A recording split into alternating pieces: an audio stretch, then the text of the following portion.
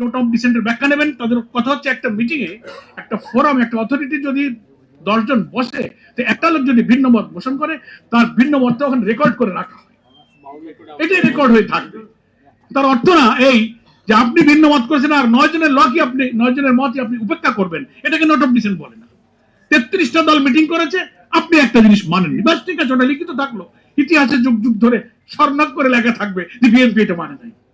তার অর্থ বাকি 31-32টা দলকে আপনার কথাই শুনতে হবে।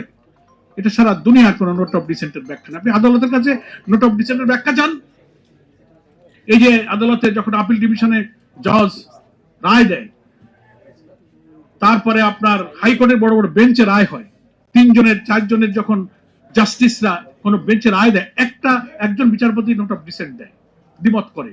তার অর্থ কি উনি দ্বিমত করলেন বলেই কি রায় হয় না? বাকিদের সংখ্যাগরিষ্ঠ বিচারপতির রায়ে কিন্তু তখন রায়টা হয়ে যায়, উনি ভিন্ন মত পোষণ করেন। এখন ওনারা বলছেন আমরা এটা ভিন্ন মত পোষণ করেছি, এইটা বাদে আমরা সব মানি।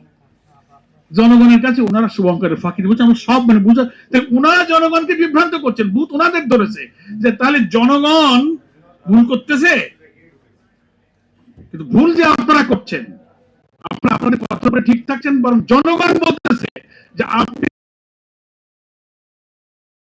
অগমন দিয়েছেন।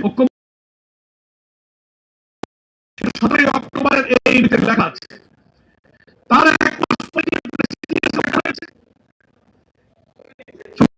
আদেশ আদেশ হয়েছে। আদেশটা কবে হয়েছিল? 13 নভেম্বর। সেইখানে বলা আছে একই দিনে গণভোট হবে,